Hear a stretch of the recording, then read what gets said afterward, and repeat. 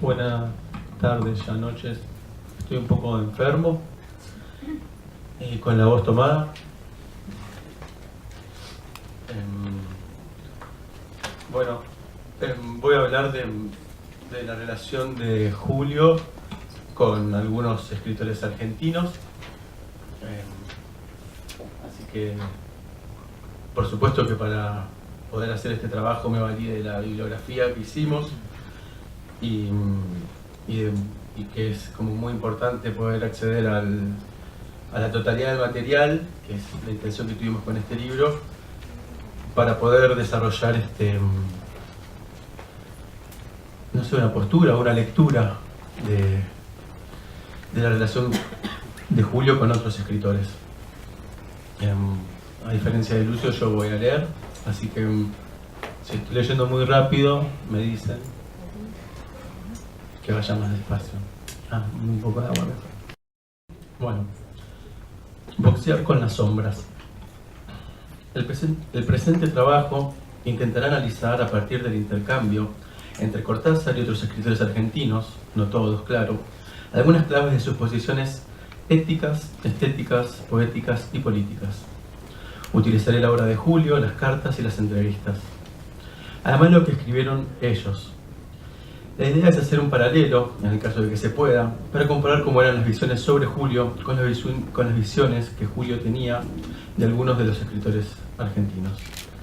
Me voy a remitir a los argentinos por una cuestión de tiempo y espacio, pero bueno, ya van a ver a medida que aparezcan los nombres que hay posibilidades de ampliarse a todo el panorama de la literatura. También lo que voy a intentar es evidenciar cómo Cortázar, a fin de cuentas, viviendo en Buenos Aires o en Francia, estuvo siempre conectado con el sector cultural y con la realidad política del momento. En una carta a Paco Porrúa, de mayo del 66, hablando de Ernesto Sábato, dice que a los escritores de nuestro país no les queda más remedio que boxear con la sombra. Lo dice porque él no les contesta, pero de cuando en cuando les larga un librito con paracaídas. Lucio fue el que me sugirió esta parte del título, ¿no? Como la forma de Cortázar de no involucrarse con este tipo de conventillo. En su condición de escritor argentino, radicado en Francia, Cortázar encuentra la distancia necesaria para no entrar en el conventillo de las letras nacionales y para estar al día de las novedades.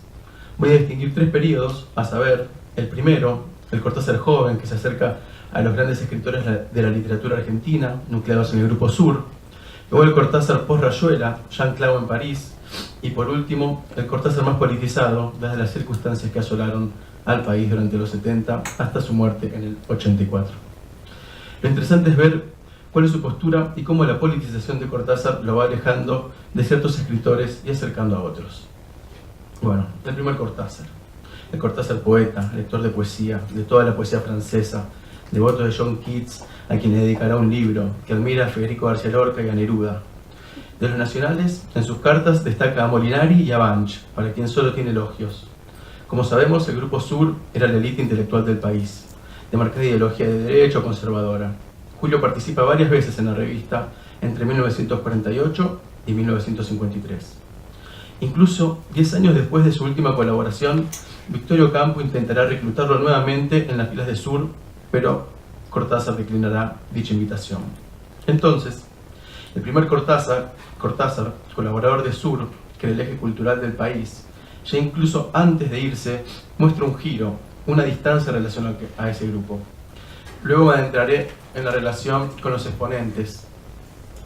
En carta de 1954, Jonquiers escribe: "Tú y yo conocemos bien Sur y no nos hacemos ilusiones". Ya en el 63, año de publicación de Rayuela, como todos saben, en una carta a Porrúa, escribe: "El grupo de Sur, gentes bien pensantes, guardianes de la literatura correcta y sin puteadas, se llama, sobre todo, Dalenda est comunismus. El comunismo debe ser destruido". Y unos párrafos más abajo, en la misma carta, agrega: "Es el símbolo lo que duele, la infinita desgracia que tiene nuestro pobre país de que hasta sus mejores exponentes son capaces de bajezas por miedo, por prejuicios, por defender maniquíes podridos".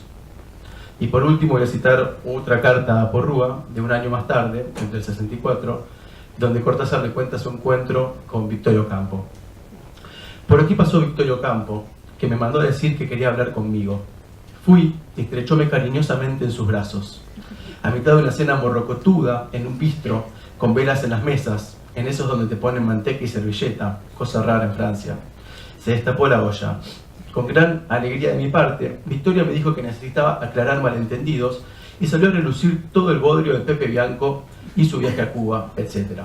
Bianco había sido... Bianco había sido expulsado como jefe de redacción de la revista Sur por haber participado del jurado de Casa de las Américas. Entonces, bueno, a su manera, es decir, con las anteojeras inevitables, Victoria es sincera y muy franca. Le habían dicho que yo estaba enojado con ella por la expulsión de Pepe y quería explicarme personalmente la cosa. Te confieso que me conmovió el deseo de mostrarme el episodio desde su punto de vista, aunque en lo referente a mis futuras relaciones con el mundo del sur me mantuvo imperturbable y ella es demasiado inteligente para insistir. El postre era muy bueno, flan con crema, y la tertulia duró hasta las 2 de la madrugada en la pieza del hotel, donde Victoria me leyó 4 capítulos de sus memorias que se las traen. Hasta acá, a un año de publicada Rayuela, vemos un Cortázar completamente desvinculado de Sur. Claramente el Grupo Sur tampoco regía ya el eje cultural del país. Pero antes de entrar en lo que llamé el segundo Cortázar, voy a hablar del vínculo con el mayor de los exponentes de Sur, que es Jorge Luis Borges, y de sus epígonos también. De la relación entre ambos se ha escrito mucho. Por supuesto que Cortázar habla más de Borges que Borges de Cortázar. Cualquier cuentista argentino tiene que hablar de Borges. Es una pregunta ineludible en entrevistas, reportajes, etc. Aunque fue Borges el que prologó a Cortázar, en 2 oportunidades. En el número 1 de la Biblioteca Personal Jorge Luis Borges, que es una selección de cuentos de Cortázar, se lee. No lo voy a invitar a Borges. Hacia 1947, yo era secretario de redacción de una revista casi secreta que dirigía la señora Sara de Ortiz Basualdo. Una tarde nos visitó un muchacho muy alto con un previsible manuscrito. No recuerdo su cara, la ceguera es cómplice del olvido. Me dijo que traía un cuento fantástico y solicitó mi opinión. Le pedí que volviera a los 10 días. Antes del plazo señalado, volvió. Le dije que tenía 2 noticias. Una, que el manuscrito estaba en la imprenta. Otra, que ilustraría a mi hermana Nora, a quien le había gustado mucho. El cuento, ahora justamente famoso, era el que se titula Casa Tomada. Años después, en París, Julio Cortázar me recordó ese antiguo episodio y me confió que era la primera vez que había un texto suyo en letras de molde. Esa circunstancia me honra. La revista era Los Anales de Buenos Aires. Aparece también en la misma revista un año más tarde, antes de publicarse como libro, Los Reyes, que Cortázar le envía a Borges junto a una esquela donde hermana su texto con La Casa de Asterión de Borges, única carta que se conserva entre ellos. El libro es ese que mostró Lucio con el dibujo de Capristo, ¿no? Todo esto tuvo que haber significado para Cortázar la confirmación más importante de su talento. Recuérdese que en una entrevista a la madre de Cortázar, ella relata: en el estudio de mi hijo hay un solo retrato, tamaño postal, y es de Borges. Julio admira sin rodeos a Borges. La segunda vez, en el prólogo de Cartas de Mamá, donde además de hacer referencia al mismo hecho, esto de que le había hecho la primera publicación de Letras de Molde, Borges dispara: Julio Cortázar ha sido condenado o aprobado por sus opiniones políticas. Fuera de la ética, entiendo que las opiniones de un hombre suelen ser superficiales y efímeras. Es de público conocimiento cuánto le costó a Cortázar y a su obra haberse alejado del Grupo Sur. Sin ir más lejos, Cortázar asegura en una carta a Porrúa que Gallimard no publica Rayuela porque Roger Calois, que era el marido de Victorio Campo, le baja el pulgar. Eso duró poco tiempo porque después, obviamente, Gallimard no le siguió, digamos. Además de su trabajo como escritor, hemos conocido los puntos de vista geopolíticos de Borges. Esto ha creado con respecto a él un antagonismo manifiesto de parte de mucha gente que no puede aceptar cierto tipo de declaraciones hechas por alguien cuya palabra tiene tanta repercusión en el interior y en el extranjero. Yo, personalmente, no puedo aceptar que diga, por ejemplo, que el único defecto de Estados Unidos es haberle dado educación a los negros. Sin embargo, Jorge Luis Borges ha escrito algunos de los mejores cuentos de la historia universal de la literatura. Él escribió también una historia universal de la infamia. Habitualmente las declaraciones de Cortázar sobre Borges son de este tenor, una de cal y una de arena. Así, dice en una carta a Fernández Retamar en octubre del 68. Borges pronunció una conferencia en Córdoba sobre literatura contemporánea en América Latina. Habló de mí como un gran escritor y agregó: desgraciadamente nunca podré tener una relación amistosa con él porque es comunista. Cuando leí la noticia en los diarios, me alegré más que nunca del homenaje que le rendí en la Vuelta al Día, porque yo, aunque él esté más que ciego ante la realidad del mundo, seguiré teniendo a distancia esa relación amistosa que me consuela de tantas tristezas. Acá podemos ver cómo Cortázar privilegiaba afinidades estéticas o podía separar y distinguirlas de las personales o políticas. En Julio Cortázar Lector, una entrevista de Sara Castro-Craen del 76, dice: el humor de Bioy, por ejemplo, me gusta mucho, porque al igual que el humor de Borges, es de directa raíz anglosajona. Bioy y Borges rechazan, como rechacé yo, eso que los españoles llaman humor, y que no es nada más que el chiste macabro y, en general, de muy mala calidad. Han sabido meterlo en la escritura mental y lingüística del español, y darle una especie de derecho de ciudad que le quita, digamos, el fondo anglosajón y lo vuelve perfectamente argentino y latinoamericano. En ese sentido, yo encuentro una gran afinidad de mi propio humor con el de Bioy y con el de Borges. Acá voy a hacer un parate antes de meterme en Bioy, para decir que es muy importante el humor en la amistad. Yo sé que no es una novedad para estamos presentes acá, pero es notorio que para que el vínculo amistoso se realice, tiene que haber un humor en común. Por eso la famosa pregunta de Silvino Campo, mujer de Bioy, ¿de qué se ríen estos idiotas?, hace referencia a las carcajadas que había Silvina dado que Borges y Bioy cenaron juntos durante 30 años. Como dice Cortázar en el comentario anterior, él también comparte con Bioy no solo el humor, sino también en Carta a Porrúa del 63, Cortázar habla de una curiosa coincidencia, que es, cito: en el cuento de Bioy que se llama Un viaje o El mago inmortal, el protagonista busca pieza en el Hotel Cervantes, donde yo ubiqué mi cuento Puerta Condenada. Y como no la encuentra, se pasa a otro hotel donde, desde su cuarto, oye lo que pasa en el al lado. Si bien lo que pasa es diferente de lo que pasaba en mi cuento, en los dos casos se descubre que en vez de dos personas, solo había una en la habitación de al lado. ¿No te parece bastante asombroso? Fíjate que de ninguna manera insinuó que Bioy conocía ya mi cuento. A lo mejor escribió antes el suyo. Ya se sabe que la fecha de publicación no quiere decir nada. Pero en cambio me maravilla el poder mágico de los hoteles montevideanos. Un año después, en 1964, se concretaría el encuentro entre Cortázar y Bioy. Diría Julio Cortázar: por aquí pasó Bioy Casares y al fin nos conocimos. Fue muy macanudo charlar. Los dos nos estimamos lo bastante como para trazar un gran círculo de tiza y jugar adentro. Afuera quedaron cosas como Cuba, por ejemplo, o la metafísica existencial. Por último, imitando desvergonzadamente a Esteban Facio, supongo, Bioy peló una cámara fotográfica y me ametralló sin asco. Parece que en MC quieren hacer un libro insensato lleno de escritores argentinos de frente y de perfil. Espero que mi cara no quede pegada a la de Silvia Guerrico, por ejemplo. Debe ser horrible pasar una eternidad así, en la oscuridad que reina en todo libro cerrado, y boca contra boca. ¡Qué asco, che! Claro que si me tocan Anzoátegui sería peor. Luego, en una carta del 66 a Julio Silva, califica a Bioy de cronopio terrible. Y para todos aquellos que hayan leído El diario de un cuento, del libro de Soras, que es el último libro de cuentos de Cortázar, cuento bastante autobiográfico, recordarán que aparece él mismo como personaje diciendo: quisiera ser Bioy porque siempre lo admiré como escritor y lo estimé como persona.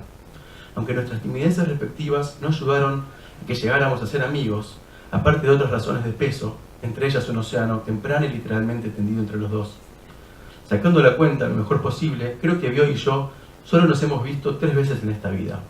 La primera, en un banquete de la Cámara Argentina del Libro, la que tuve que asistir porque en los años 40 yo era el gerente de esa asociación, y en cuanto a él vaya a saber por qué, y en el curso del cual nos presentamos por encima de una fuente de ravioles, nos sonreímos con simpatía, y nuestra conversación se redujo a que en algún momento él me pidió que le pasara el salero.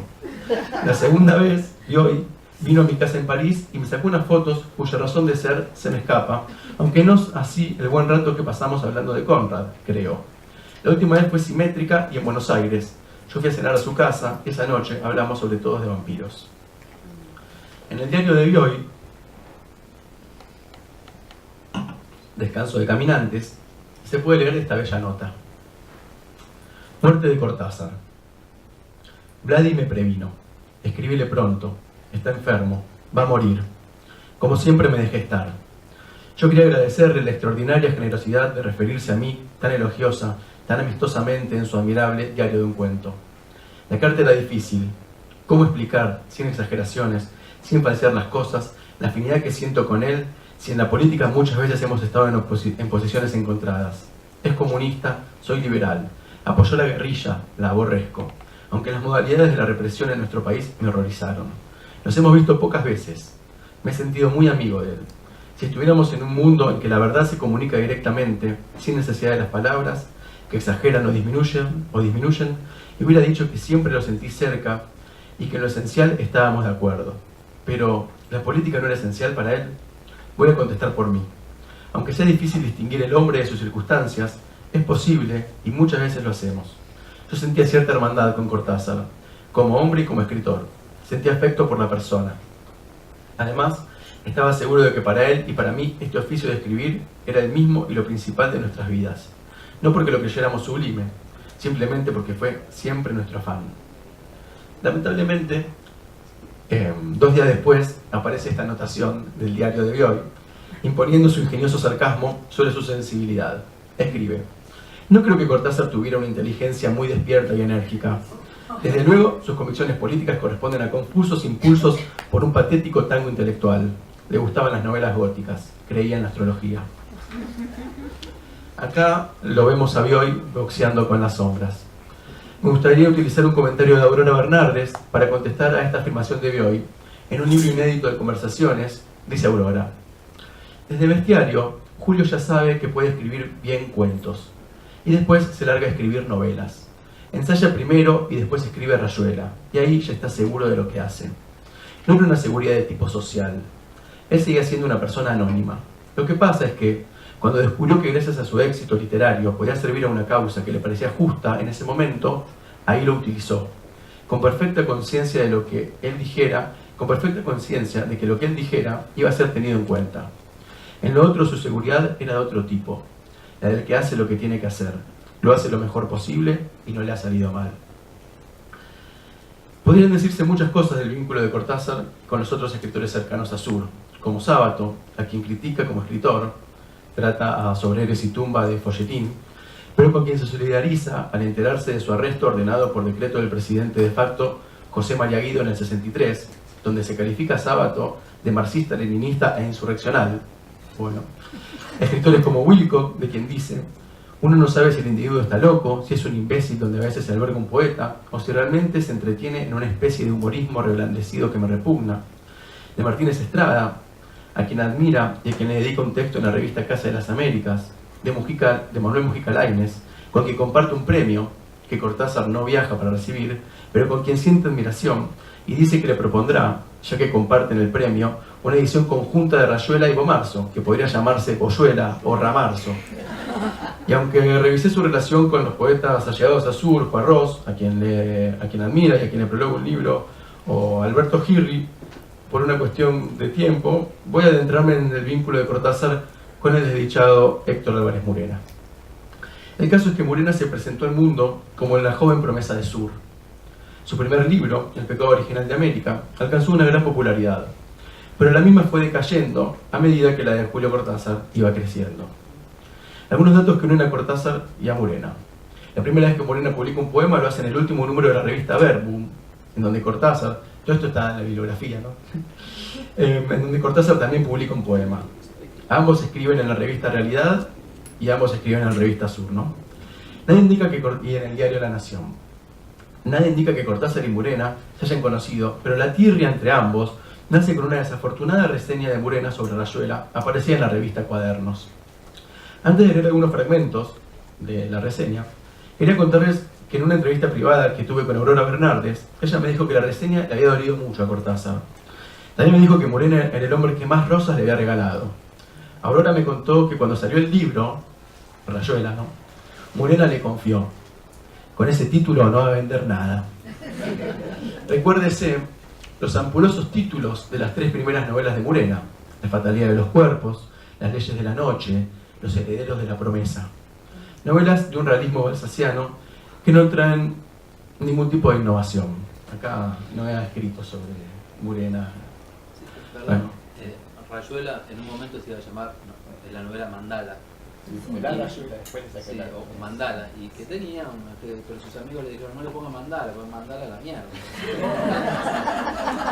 Sí, hace ese chiste en relación al libro de Salmin Amscoy, sí.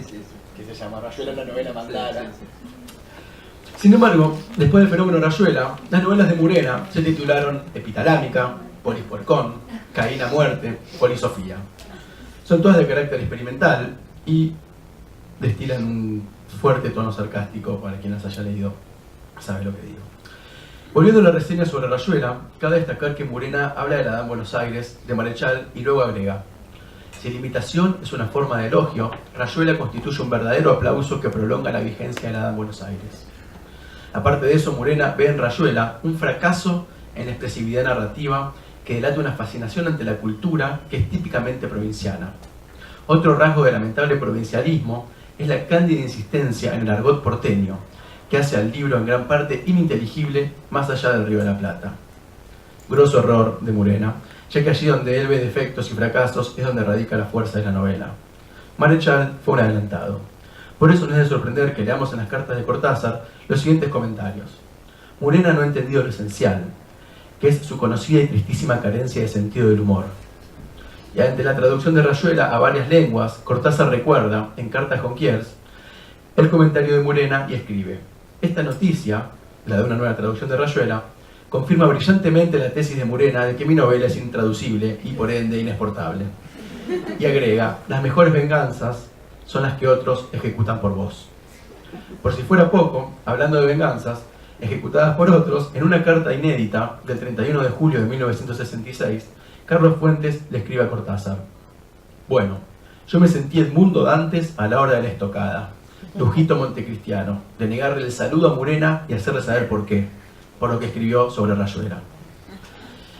A medida que los nombres de Sur desaparecen de las cartas de Cortázar, aparecen de los amigos más comprometidos con la actividad poética, como Arnaldo Calveira, Alejandra Pizarnik o Néstor Sánchez. Este sería el segundo Cortázar. Ya en los 60, cuando el declive del sur es estrepitoso y los jóvenes empiezan a usar jeans, minifaldas, aparece el rock, etc. Ya todos sabemos que son los 60. Como Rubí también. Al igual que Cortázar, Alejandro Pizarnik está instalado en París y había tenido vínculo con Sur. Compartían cenas y opiniones sobre el país. Julio admira tremendamente a Alejandra, destaca su sensibilidad e inteligencia en varias oportunidades. Ella escribe un artículo sobre historia de cronopios y famas y un ensayo muy lúcido sobre El otro cielo. Dice en su diario sentir euforia al leer el cuento. Alejandra entrevista a Cortázar para el diario La República de Venezuela y Julio destaca la brillantez de sus preguntas que estimulan cualquier imaginación. Elogia en una carta dirigida a ella los trabajos y los días, diciéndole: ahora sé que todo, o casi todo, puede ser dicho en muy pocas palabras. Al suicidarse Alejandra, en 1972, Cortázar escribe: Alejandra, puesto que Hades no existe, seguramente estás allá. Último hotel, último sueño, pasajera obstinada de la ausencia, sin equipajes ni papeles, dando por óvulo un cuaderno o un lápiz de color. Acepta a los barqueros, nadie pagó más caro el ingreso a los grandes transparentes, al jardín donde Alicia le esperaba. También Cortázar le escribe otro poema más extenso que aparece en Sarno Crepúsculo. Al consultar el diario de Alejandra, encontramos la siguiente nota del 15 de junio de 1968. Empecé la vuelta al día en 80 mundos. La evidencia de la impostura es excesiva y, no obstante, la magia verbal de Julio, más su seguridad de ser el primero, que plagia a autores desconocidos en Argentina, más su exaltación al adoptar la pose de cronopio exaltado y desordenado, todo eso concede al libro una dignidad inmensa. Olvido lo principal: Julio es, antes que un gran escritor, un gran lector. También como Eliot es un gran plagiador, un gran calculador. Por otra parte, tiene el sentido de la grandeza. Y no obstante, hay algo de viejo en esa apelación que hace a la no seriedad, sin duda porque él mismo quisiera no ser serio. Pero yo, que lo envidio, algo desde arriba, naturalmente, y lo envidio precisamente por su espíritu lúdico y calculador, nada pueril, como dice cuando plagia a Millot, y lo envidio por su tenacidad, por su modo de vivir para la literatura sin juzgar su razón ni su vida, yo quisiera ser muy seria. Y no es verdad que Genois se escriba muy seriamente. Pasa lo contrario. Julio lo dice porque cree que antes nadie lo dijo, y de esta suerte conquista a los jóvenes prematuramente rebeldes y a los viejos jóvenes. En fin, debo leerlo por un asunto verbal, aprendizaje del idioma, del cálculo, si quiero vivir. De manera no aceptaban que fuera un hombre tranquilo, tímido y trabajador. Querían que sea un loco, un surrealista de la vida, etc. Julio era un artista que tenía una idea clara de su trabajo y que entendía que trabajando era la forma de construir una imagen acorde a su idea de escritor, y consciente de que con el tiempo iba a poder vivir de su escritura, cosa que logra bastante de grande. Otro de los grandes encuentros de Julio de esos años es con Néstor Sánchez. La influencia de Cortázar hace que Sánchez se aventure en la literatura y en la vida literaria, siendo que él mismo se autodenominaba un lumpen. Es gracias a Cortázar que Sudamericana le publica su primera novela. En carta a Porrúa le dice: hace un tiempo recibí el manuscrito de una novela de un chico llamado Néstor Sánchez, muy influido por mí, pero al mismo tiempo con un enorme talento, a tal punto que pienso escribirle que te haga llegar una copia. Tanto me gustó el libro que necesitaría una enérgica revisión, pero tal como es, vale por los Verbinskis, Malleas y otros próceres, que pienso que si vos también te gustara, deberíamos darle un empujón, entonces sí, editorial, a ese muchacho. Luego Sudamericana terminará por publicar los primeros 3 libros de Néstor y el último. Cortázar habla de las ganas de leer sus libros a medida que van saliendo. Por ese entonces Cortázar ya había asumido varios compromisos de índole político, y haber defendido a Sánchez lo puso en problemas varias veces. Dice Cortázar en La Vuelta al Día en 80 Mundos: Sánchez tiene un sentimiento musical y poético de la lengua, musical por el sentido del ritmo y la cadencia, que trasciende la prosodia para apoyarse en cada frase, que a su vez apoya en cada párrafo, y así sucesivamente, hasta que la totalidad del libro recoge y transmite la resonancia como una caja de guitarra. Poético, porque al igual que toda prosa basada en la simpatía, la comunicación de signos entraña un reverso cargado de latencias, simetrías, polarizaciones y catálisis, donde reside la razón de ser de la gran literatura.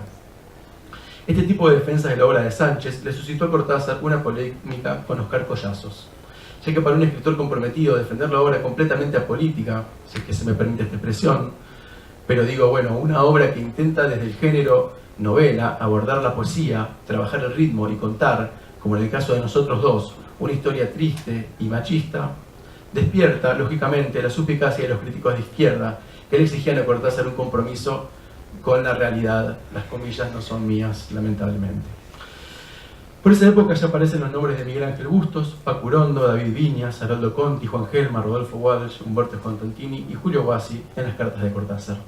Y las tentativas de defender una obra como la de Sánchez, de clara estirpe artiana, le traía estos dolores de cabeza. Sánchez, a su vez, incluso cuando ataca al boom, lo salva a Cortázar, defiende a Rayuela, defiende a Morelli, defiende la novela del lenguaje. En una entrevista le preguntan a Sánchez: ¿por qué rechazás tan tajantemente al boom? Él responde: porque fue un invento de la revista Primera Plana y Sudamericana. Vendieron como si fuera la mejor una literatura superficial, inaugurando el camino del facilismo. Fue el momento más bajo de una lengua. No entiendo cómo pudieron meterme con los escritores del boom en las antologías. A mí Vargas Llosa me parece peor que Pérez Galdós. Dije entonces que los escritores del compromiso eran los más irresponsables. Estos escritores representaban para mí el momento más bajo de una lengua por su falta de relación con la poesía. Julio pensaba lo mismo. Entonces el entrevistador le objeta que Cortázar estaba en el boom y que era comprometido. A lo que Sánchez contesta: no, a él lo metieron, que no es lo mismo, lo usaron, se aprovecharon de su renombre. Cortázar casi no ganó dinero con el boom. Julio fue leal siempre. Tenía mucho miedo a la muerte y eso lo llevó a asumir la política como un adolescente. Así como Silvina se preguntaba de qué se ríen esos idiotas, en el documental Se acabó la épica, la mujer de Sánchez cuenta que las carcajadas de ambos, de Sánchez y Cortázar, se hacían escuchar a cualquier hora. En el libro de Jesús Marchamalo, Cortázar y los libros, donde se analiza la biblioteca personal de Cortázar, un libro que me regaló Lucio, en el libro sobre la nueva novela hispanoamericana de Carlos Fuentes, al pie de página de una lista de escritores donde figuran Carpentier, Vargas Llosa, Sardú, Lezama Lima, Donoso, etc., Cortázar de puño y letra anota: y Néstor Sánchez, en julio del 75, en una carta a Porrúa, le escribe: hace 3 días supimos que Néstor Sánchez estaba al borde de la muerte. Es una larga historia de autodestrucción, pero estamos haciendo lo posible para sacarlo del agujero. Por lo pronto, lo hospitalizamos y amigos psiquiatras van a tratar de ayudarlo con nuevos métodos abiertos. que evidentemente son los únicos que podrían servir para alguien tan inteligente y retorcido como Néstor. Pero en 1975, Julio, el tercer Cortázar, estaba muy involucrado en política.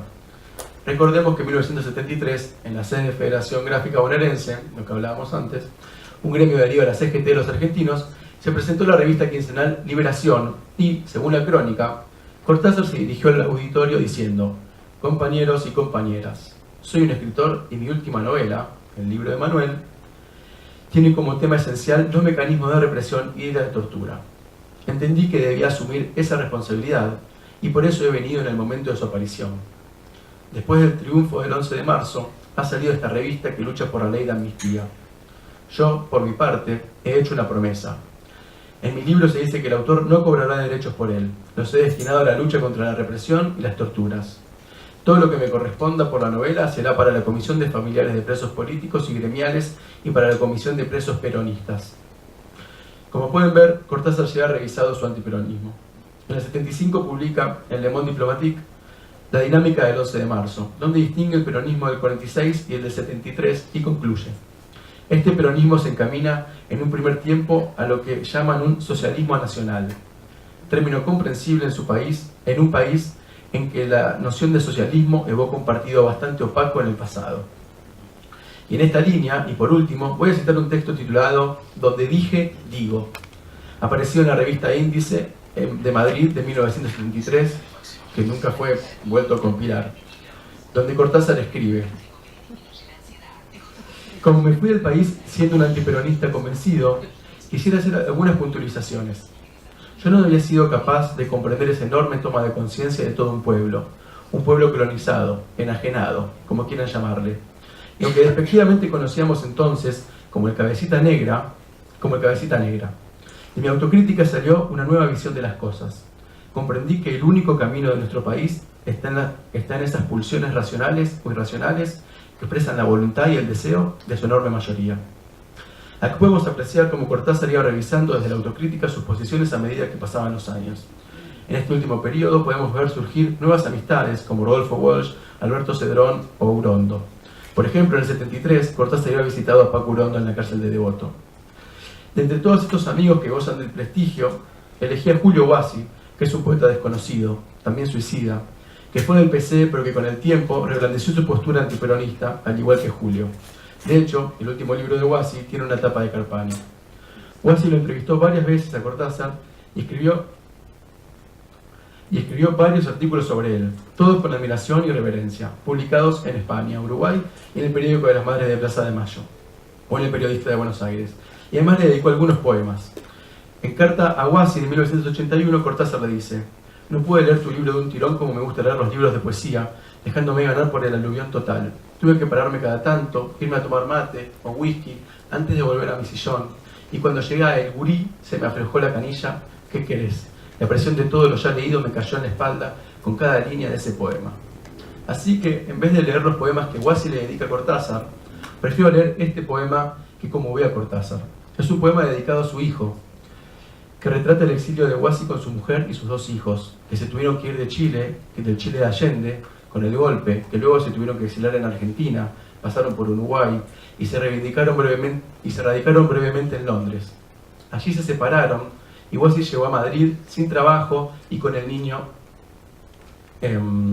Así que gracias a Cortázar él consiguió trabajo en el diario El País y en la estafeta literaria. El Gurí. Vagamos mi hijo y yo, perdidos por un frío callejón. Me lleva de la mano como un ciego en la neblina. El puma y su cachorro marchan sin palabras, despatriados sin su América en los pies, pero manando toda ella por los clavos, las bisagras reventadas del alma. Ahí van, el Adán y su vástago sin Eva, Chaplin y el niño, el dúo de ladrones de bicicletas, Fierro y Fierrito sin caballo en la tormenta, dos monitos brincando en Occidente por un maní, agarrado del ala de un gorrión sobre el vacío. Debo darle de comer, de soñar, de humanar, pero en la última cena los platos son de humo. En realidad el padre es él, me da consejos con la voz de su variada experiencia. Con solo 9 giros de caleza celestial ya tiene 3 látigos de estado en el lomo y 3 masacres tupidas, N países, 2 océanos y un pavor animal a los helicópteros verdes. Tomados de las uñas como dos huerfanitos, él me enseña a leer las brumas y yo a no ser poeta. Lleva a UPA mis fantasmas y yo juego con las 4 bolas, muy candentes, eso sí. Ya son muchas las horas de fuego. Él busca en mis ojos la lumbre de un portal y yo busco una novia que nos entibia a ambos. Pero está todo muy caro para las ternuras de los pobres.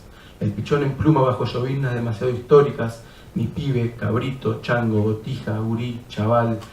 Le hablo en 1000 idiomas, tu hermana está muy lejos, tras un mar nos miramos en silencio.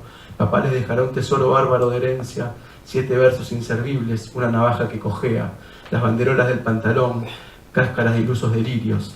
Pero antes de eso les prometo un buen bailongo, una gran fogata, y los niños serán reyes, y las patrias alegrías. No te aflijas, guachito, total que sí venceremos, aunque estuvo más cerca que antes de atacar, aunque nunca estuvo más cerca, nunca estuvo más oscuro que antes de atacar.